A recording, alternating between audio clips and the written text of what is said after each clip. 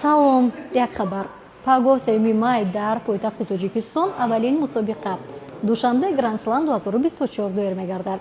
мусобиқаи мазкур ситораҳои ҷудои ҷаҳон ба монанди Теди Рейнер, Сиёҳи Оно ва Расул Боқиевро ба Душанбе овардааст.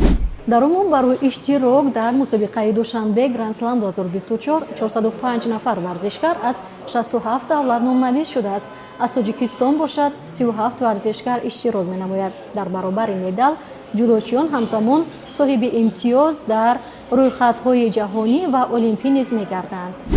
маблағи умумии мусобиқаи мазкур 154 000 евро муқаррар шудааст.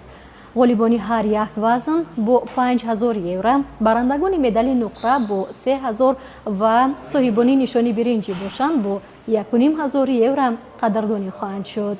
кӯдактар дораду тамоми шаб нахобидааст. пас ба кӯмаки шумо Пардифен беби мешавад.